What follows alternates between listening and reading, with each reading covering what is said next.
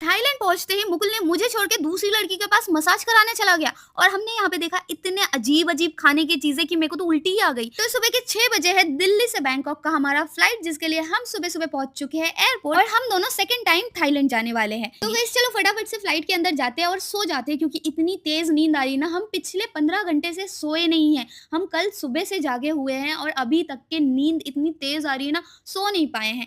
भाई फाइनली हमें ना विंडो सीट मिल गया था। विंडो सीट मिलता है ना तो अलग ही मज़ा आता है क्योंकि एक इंटरनेशनल ट्रिप में भी जा रहे हैं और अच्छे से रेस्ट करते भी मिलता है साइड में। तो मैं तो भाई जाते साथ ही सो गई, इतनी तेज़ मेरे को नींद आ रही थी। मैं ऐसे सोई थी कि 4 घंटे का फ्लाइट कब खत्म हो गया मेरे को पता ही नहीं चला और डायरेक्ट मैं बैंकॉक में ही उठी। देखो ट्रिप की खुशी तो अलग रहती है लेकिन जो नींद हराम होता है ना इसका दुःख अलग रहता है। तो गाइज़ अगर आपको भी थाईलैंड आना है और आपको कुछ डिटेल्स जानने हैं कि कितने एक्सपेंस लगे, कितने पैसे लग रहे हैं, तो ये सारी चीज़ें अगर आपको जानना है तो आप कमेंट में पूछ लेना, मैं आपको पूरा डिटेल्स बता दूँगी। और फाइनली हम पूरे 2-3 साल के बाद पहुँच चुके हैं बैंकॉक और बैंकॉक में जाके आज मचाने वाले हैं हम। गाइस पिछले 2 दिन से हमारा ना फ्लाइट और एयरपोर्ट में ही दिन गुजर रहा है। आज फाइनली हम बैंकॉक पहुँच गए हैं तो अब करेंगे हम मसाज और अब करेंगे हम फुल फन। भाई बाहर आते साथ ही मेरे को इतना वाइब आ रहा था ना, मैं तो बोल रही थी कि बस मुझे मसाज पार्लर लेके चलो, मैं वहाँ जाके लेट जाऊँगी और मेरे पैर दबा देंगे वो लोग। और मुकुल ने बोला कि मुझे फुल बॉडी मसाज करना है। तुम और मैं अभी गर्लफ्रेंड बॉयफ्रेंड नहीं है, मैं अभी यहाँ आया हूँ, मुझे बस घूमना है और मुझे बिल्कुल भी मसाज के लिए मना नहीं करना। तो मैंने उसे बोल दिया भाई ठीक है, तुम भी मेरा बॉयफ्रेंड नहीं हो अभी 3-4 दिन के लिए, तुम भी जाओ जाके मसाज कराओ और मैं भी फन करती हूँ। चलो भाई हम इतना ज़्यादा भूखे हैं और थके हुए हैं कि हम एयरपोर्ट में ही आ जाते कुछ जूस वगैरह खाने के लिए, पीने के लिए, बट अंदर घुसते साथ ही हमने ऐसी-ऐसी चीज़ें देखी ना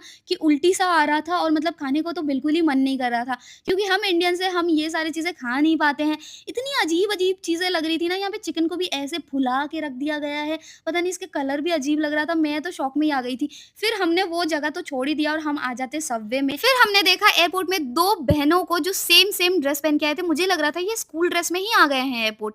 फिर आ जाते हम कैब की रिसिप्ट लेने के लिए क्योंकि हमें जाना है अपने एयरबीएनबी जहाँ पे हम स्टे कर रहे हैं वहाँ, तो हमें यहाँ से रिसिप्ट लेना रहता है और जो ये ड्राइवर है ना, ये हमें लेके जाने वाले हैं अपने कैब से। ये कैब वाली चीज़ ना मेरे को बहुत ही अच्छी लगी कि आपको जाना है, बस रिसिप्ट निकालना है और आ जाना है, कैब में बैठ के जाना है। देखो यहाँ पे हमारी बहन चला रही थी गाड़ी। इंडिया में तो कोई लड़की ऐसे ड्राइव करे ना तो डर जाते हैं लड़के, लेकिन यहाँ पे देखो कितना बढ़िया मुकुल बैठा हुआ है। मैं तो ड्राइव नहीं कर सकती, लेकिन वो मस्त चला के एकदम से फास्ट उड़ा के लेके आ गई। और हम इतनी जल्दी पहुंच गए थे ना अपने लोकेशन में क्योंकि दीदी ना उड़ाते हुए लेके आई। फाइनली मैं आ जाती हूँ अपने रूम पे क्योंकि रूम इतना क्यूट सा लग रहा था और मैं बहुत थकी हुई भी थी। तो मिलते हैं नेक्स्ट वीडियो में, तब तक के लिए बाय बाय।